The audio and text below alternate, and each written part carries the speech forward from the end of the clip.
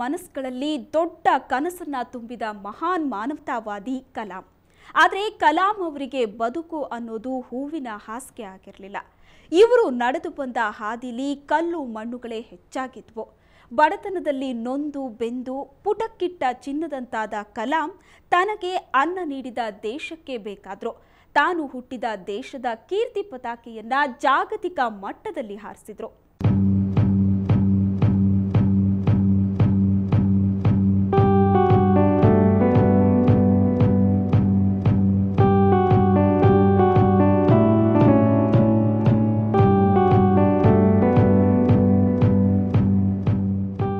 ತಮಿಳುನಾಡಿನ ರಾಮೇಶ್ವರಂನ ಒಂದು ಬಡ ಬೆಸ್ತ ಕುಟುಂಬದಲ್ಲಿ ಹುಟ್ಟಿದವರು ಕಲಾಂ.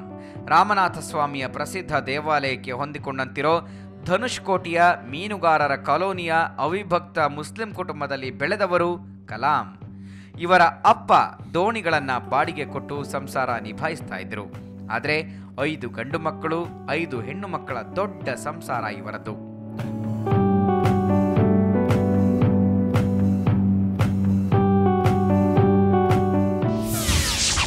ಕಲಾಂ ನಡೆದು ಬಂದ ದಾರಿ ಅದು 1941, ಎರಡನೇ ಮಹಾಯುದ್ಧದ ಸಮಯ. ಕಲಾಂ ಆಗ 10 ವರ್ಷದ ಬಾಲಕ. ರಾಮೇಶ್ವರಂನಲ್ಲಿದ್ದ ಕುಟುಂಬ ತೀವ್ರ ಸಂಕಷ್ಟದಲ್ಲಿದ್ದ ಕಾಲ. ನಮಾಜ್ ಹಾಗೂ ಖುರಾನ್ ಶರೀಫ್ ಕಲಿಯೋದಕ್ಕೆ ಅರೇಬಿಕ್ ಸ್ಕೂಲ್ಗೆ ಹೋಗ್ತಾ ಇದ್ದ ಕಲಾಂ ಅದು ಮುಗಿದ ನಂತರ ರಾಮೇಶ್ವರಂ ರೋಡ್ ರೈಲ್ವೆ ಸ್ಟೇಷನ್ಗೆ ಓಡ್ತಾ ಇದ್ರು. ಟ್ರೈನ್ನಿಂದ ಹೊರಗೆ ಎಸೆದಿದ್ದ ನ್ಯೂಸ್ ಪೇಪರ್ ಬಂಡಲ್ಗಳನ್ನು ಕಲೆಕ್ಟ್ ಮಾಡಿಕೊಂಡು ರಾಮೇಶ್ವರಂ ಪಟ್ಟಣದಲ್ಲಿ ಹಂಚೋದಕ್ಕೆ ಓಡ್ತಾ ಇದ್ರು. ಊರಿನಲ್ಲಿ ಪೇಪರ್ ಹಂಚ್ತಾ ಇದ್ದ ಮೊದಲಿಗ ಇವರೇ ಆಗಿದ್ರು.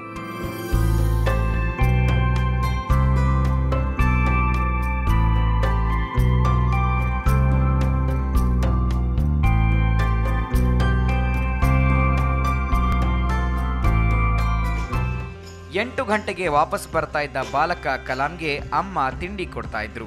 ಓದಿನ ಜೊತೆಗೆ ಕೆಲಸವನ್ನು ಮಾಡ್ತಾ ಇದ್ದ ಕಲಾಂ ಬಗ್ಗೆ ಅವರ ತಾಯಿಗೆ ವಿಶೇಷ ಪ್ರೀತಿ. ತಿಂಡಿ ತಿಂದು ಶಾಲೆಗೆ ರೈಟ್ ಹೇಳಿದ್ರೆ ಸಂಜೆ ಸ್ಕೂಲ್ ಬಿಡ್ತಾ ಇದ್ದಂತೆ ಮನೆಗೆ ಓಡೋಡಿ ಬರ್ತಾ ಇದ್ರು ಕಲಾಂ. ಮನೆಯಿಂದ ಪೇಪರ್ ಬಾಕಿ ವಸೂಲಿಗೆ ರಾಮೇಶ್ವರಂಗೆ ಓಡ್ತಾ ಇದ್ರು. ಹೀಗೆ ಕಲಾಂ ಬಾಲ್ಯದಲ್ಲಿ ಇದ್ದ ಪ್ರಮುಖ ಅಂಶಗಳು ಎರಡೇ.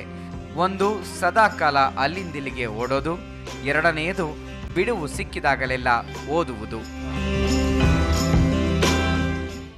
ಕಲಾಂ ಬದುಕಿಗೆ ಬ್ರೇಕ್ ಕೊಟ್ಟಿದ್ದು ಅವರ ಪ್ರೀತಿಯ ಗುರುಗಳಾಗಿದ್ದ ಶಿವಸುಬ್ರಹ್ಮಣ್ಯನ್ ಅಯ್ಯರ್. ಅವರು ಒಂದು ದಿನ ಆಕಾಶದಲ್ಲಿ ಹಕ್ಕಿಗಳು ಹಾರೋದರ ಬಗ್ಗೆ ಪಾಠ ಮಾಡ್ತಾ ಇದ್ರು. ಬೋರ್ಡ್ ಮೇಲೆ ಹಕ್ಕಿ ಹಾಗೂ ಅದರ ರೆಕ್ಕೆಗಳ ಚಿತ್ರಗಳನ್ನು ಬಿಡಿಸಿ ವಿವರಣೆ ಕೊಡ್ತಾ ಇದ್ರು. ಅಲ್ಲಿಗೂ ನಿಲ್ಲದೆ ಮಕ್ಕಳನ್ನ ನದಿ ದಂಡೆಗೆ ಕರೆದೊಯ್ದು ಹಕ್ಕಿಗಳು ಹಾರುವುದನ್ನು ತೋರಿಸಿ ಲೈವ್ ಎಕ್ಸ್ಪ್ಲನೇಷನ್ ಕೊಟ್ಟರು. ರೆಕ್ಕೆ ಬಿಚ್ಚಿ ಹಾರುವ ಹಕ್ಕಿಗಳನ್ನು ಕಂಡು ಕಲಾಂ ಮನಸ್ಸು ಕೂಡ ಹಕ್ಕಿ ಅಂತಾಗಿ ಬಿಟ್ಟಿತ್ತು. ಮುಂದೆ ಏನೇ ಮಾಡಿದ್ರೂ ಇದೇ ಕ್ಷೇತ್ರದಲ್ಲೇ ಮಾಡಬೇಕು ಅಂತ ಅಂದೇ ಕಲಾಂ ನಿರ್ಧರಿಸಿಬಿಟ್ಟಿದ್ದರು.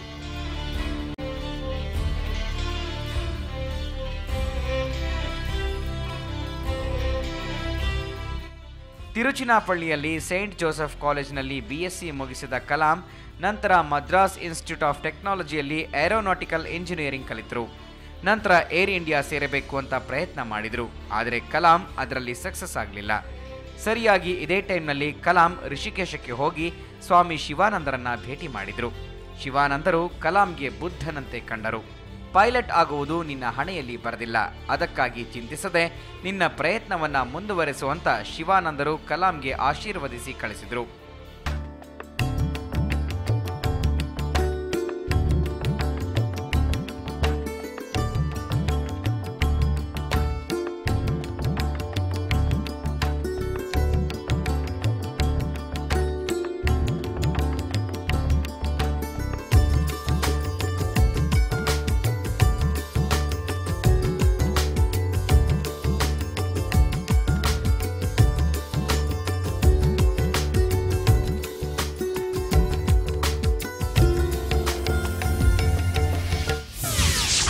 ಮಿಸೈಲ್ ಮ್ಯಾನ್ ಹೆಸರು ಹೇಗೆ ಬಂತು? ನಂತರ 1958ರಲ್ಲಿ Kalam defence research and development organisation ಸೇರಿದ್ರು. ಒಂದಷ್ಟು ಕಾಲ ಅಲ್ಲಿ ಕೆಲಸ ಮಾಡಿ ಅಲ್ಲಿಂದ ಭಾರತೀಯ ಬಾಹ್ಯಾಕಾಶ ಸಂಶೋಧನಾ ಸಂಸ್ಥೆ ಸೇರಿದ್ರು. 1982ರವರೆಗೆ ಅಲ್ಲಿಯೇ ಬೇರೆ ಬೇರೆ ಹುದ್ದೆಗಳಲ್ಲಿ ಕೆಲಸ ನಿರ್ವಹಿಸಿದ್ರು. ನಂತರ SLV-3ಗೆ ಪ್ರಾಜೆಕ್ಟ್ ಡೈರೆಕ್ಟರ್ ಆಗಿದ್ರು. ಆದರೆ ಕಲಾಂ ಹೆಸರನ್ನ ಚಿರಸ್ಥಾಯಿಗೊಳಿಸಿದ್ದು 1982ರಲ್ಲಿ ಪ್ರಾರಂಭವಾದ ಇಂಟಿಗ್ರೇಟೆಡ್ ಮಿಸೈಲ್ ಪ್ರೋಗ್ರಾಂ. ಭಾರತದ ರಕ್ಷಣಾ ಅಗತ್ಯಕ್ಕೆ ತಕ್ಕಂತೆ ಕಲಾಂ ಆ ಪ್ರಾಜೆಕ್ಟ್ ಅನ್ನು ರೂಪಿಸಿದ್ರು. ಇದೇ ಮುಂದೆ ಕಲಾಂಗೆ ಭಾರತದ ಮಿಸೈಲ್ ಮ್ಯಾನ್ ಅನ್ನೋ ಹೆಸರು ತಂದುಕೊಟ್ಟಿತು.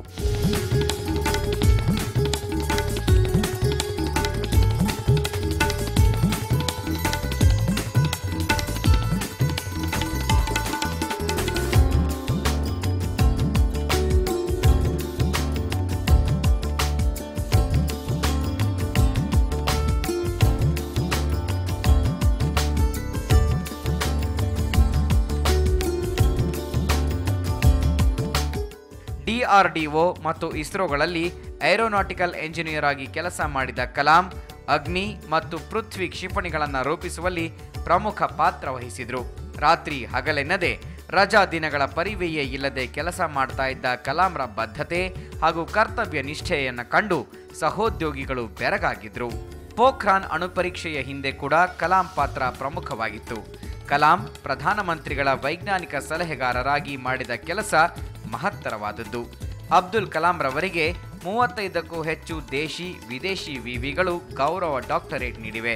ಇವರ ಸಾಧನೆಗೆ ಭಾರತ ರತ್ನ, ಪದ್ಮಭೂಷಣ ಪ್ರಶಸ್ತಿ ಸೇರಿದಂತೆ ಅತ್ಯುನ್ನತ ಪ್ರಶಸ್ತಿಗಳು ಲಭಿಸಿವೆ.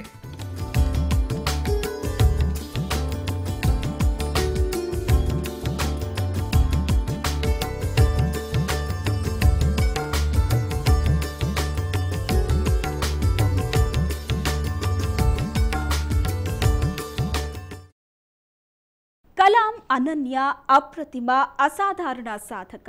ಮಕ್ಕಳಿಗೆ ಕನಸು ಕಾಣೋದನ್ನ ಹೇಳ್ಕೊಟ್ಟಂತಹ ಕನಸುಗಾರ. ಬಡತನದಲ್ಲಿ ಬೆಂದು ದೇಶಕ್ಕೆ ಬೆಳಕನ್ನ ನೀಡಿದ ದೇಶಭಕ್ತ. ಭಾರತ ಎಂದೆಂದೂ ಮರೆಯಲಾಗದ ಮಿಸೈಲ್ ಮ್ಯಾನ್. ಈ ಬೆಳ್ಳಿ ಕೂದಲ ಬಂಗಾರದ ಮನುಷ್ಯನಿಗೆ ಮತ್ತೊಮ್ಮೆ ರಾಷ್ಟ್ರಪತಿಯಾಗೋ ಅವಕಾಶ ಸಿಕ್ಕರೆ ಅದು ನಮ್ಮ ದೇಶದ ಘನತೆಯನ್ನ ನಾವೇ ಎತ್ತಿ ಹಿಡಿದಂತೆ ಆಗುತ್ತೆ ಅನ್ನೋದು ಮಾತ್ರ ನಿಜ. ಇಂತಹ ಕಲಾಂಗೆ ಒಂದು ಸಲಾಂ ಹೇಳ್ತಾ ಇವತ್ತಿನ ವಿಶೇಷ ಕಾರ್ಯಕ್ರಮನ ಮುಗಿಸ್ತಾ ಇದ್ದೀವಿ. ಕ್ಷಣ ಕ್ಷಣದ ಸುದ್ದಿಗಾಗಿ ನೋಡ್ತಾ ಇರಿ ಸುವರ್ಣ ನ್ಯೂಸ್ 24/7.